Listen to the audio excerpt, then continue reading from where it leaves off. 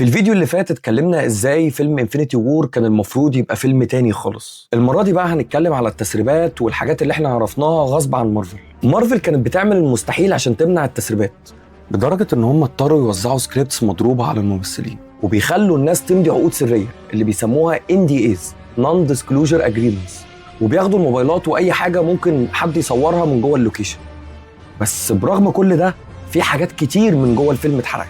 في الفيديو ده هنشوف مع بعض ايه الكوارث وايه التسريبات اللي احنا عرفناها عن فيلم افنجرز انفينيتي وور قبل ميعادها.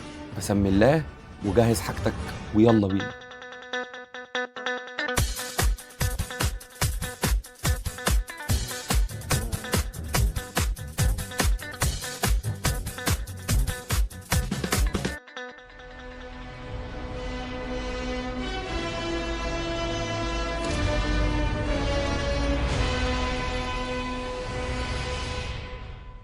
تخيل ان بطل من ابطال الفيلم طلع وحرق اكبر مفاجأة في الفيلم، وكل ده حصل على التلفزيون وقبل العرض بسنة كاملة. الكارثة دي بطلها مارك رافالو اللي بيقوم بدور شخصية هالك. قبل نزول الفيلم بسنة كاملة مارك طلع في مقابلة وحرق اكتر نقطة سرية ومحورية في الفيلم، وهي النهاية. قال بالحرف قدام الكاميرا: استنوا الفيلم اللي جاي، كله هيموت. Everybody dies. Dude. Not everybody.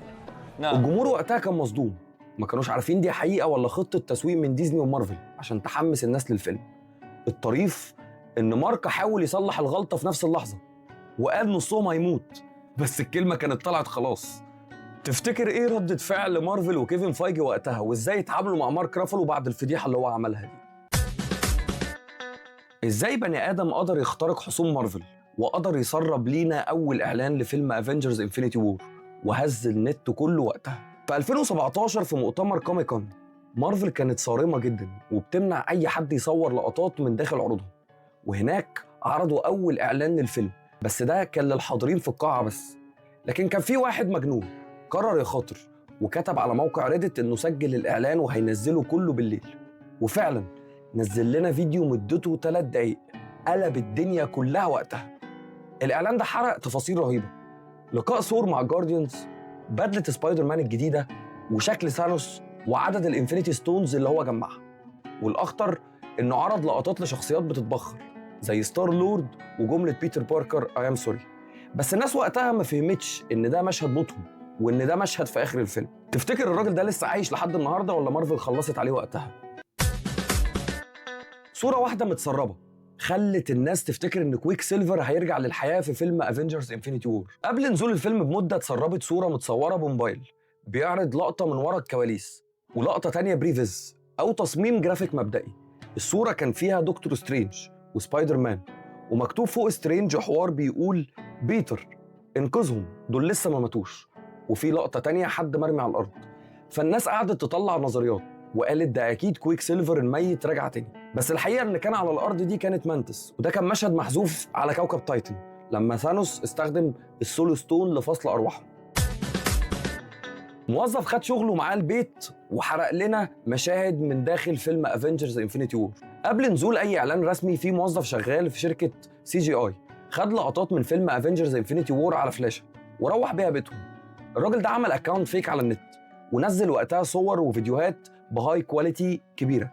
الصور دي حرقت معركة فيجن في اسكتلندا، وازاي حجر العقل كان متغطي في المعركة، وسرب كمان مشهد كامل لثانوس وهو بيستجوب ذا كولكتور عشان ياخد منه الرياليتي ستونز. الراجل ده بعد كده اختفى تماما من على النت، وغالبا ديزني رفعت عليه قضايا دمرته. تفتكر الفلاش دي كان ثمنها كام عشان الراجل يقرر ان هو يضحي بمستقبله بالشكل ده؟ مشاهد اتصورت في الشارع ببدل خضراء فضحت أشرار فيلم افنجرز انفينيتي وور. تصوير الأفلام والمشاهد عامة في الشوارع العامة دايما بيكون صيد سهل للمصورين والصحافة. أثناء تصوير مشهد دكتور سترينج وتوني ستارك في الشارع في نيويورك، المصورين لقطوا ممثل لابس بدلة موكب بيهاجم سترينج، ومارفل دايما بتلبسهم البدل دي عشان تخفي هويته. بس الغلطة بتاعت مارفل إن البدلة دي كان مكتوب عليها آي ما، اختصار ليه ابني مو، وده فضح إن ده عضو مهم من فريق ثانوس. ونفس الغلطة دي حصلت برضه في اسكتلندا لما صوروا برضه ممثل ببدلة موكب بس كان ماسك السلاح المميز بتاع كورس جليف وهو بيهاجم فيجن وسكارلت ويتش. تعرف ان اكبر مفاجأة لثور وجروت في فيلم افنجرز انفينيتي وور اتحرقت في محل لعب أطفال.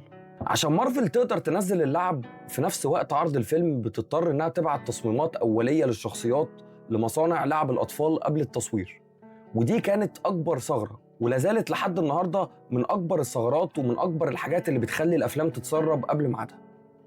الشركات نزلت لعبة لسلاح ثور الجديد اللي هو الستورم بريكر قبل الفيلم بشهور طويلة. الناس لما ركزت في اللعبة لاحظوا إن إيد الفاس معمولة من خشب وفيها ورق شجر، واللعبة دي حرقت أعظم مشاهد من الفيلم، وهو إن جروت هيقطع دراعه بالكامل عشان يكمل السلاح وينقذ ثور والبشرية. قبل فيلم افنجرز انفينيتي وور مكان حجر الروح كان أكبر لغز قبل الفيلم، ولعبة ليجو واحدة خلت العالم كله يمشي ورا كدبة كبيرة. الناس قبل الفيلم كانت بتطلع نظريات مجنونة عن مكان السول ستون، لدرجة إن في ناس قالت إن توني ستارك هو الحجر نفسه عشان هو اللي اخترع الارك رياكتور.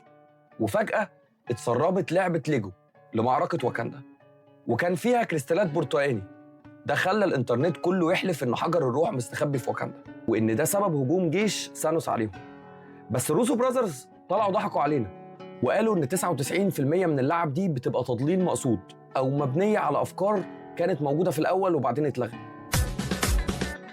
بدلة سبايدر مان اللي كلنا انبهرنا بيها في فيلم افنجرز انفينيتي وور اتحرقت على النت قبل ما نشوفها في أي إعلان أو أي تريلر. بدلة الأيرون سبايدر مميزاتها كانت سر عسكري، ومارفل كانت مخبيها في كل الإعلانات وكل التريلرز، لكن اتسربت صور تصميمات لألعاب كونسبت آرتس فضحت كل حاجة في البدلة. الصور دي كشفت إن البدلة فيها أرجل عنكبوت حديدية بتطلع من الظهر، ومش بس كده، كان في تصميم بيورينا إن بيتر باركر بيقدر يطير بيها فوق الأرض، بس الفكرة دي اتلغت وما شفناهاش في الفيلم نهائي. دي لعبة خلتنا كلنا نستنى لحظة خرافية لهالك في فيلم افنجرز انفينيتي وور، وفي الآخر طلع كل ده مقلب. قبل ما الفيلم ينزل بفترة اتسربت لعبة أكشن فيجر بتورينا هالك وهو بيفجر بدلة الهالك باستر وبيطلع منها. المشهد ده كان حقيقي ومارفل صورته فعلا عشان كانت عايزة وقتها تقدم شخصية بروفيسور هالك اللي احنا شفناه في فيلم افنجرز اند جيم، لكن المخرجين غيروا رأيهم وحذفوا المشهد في آخر لحظة لأنهم حسوا إن هو مش مناسب للقصة.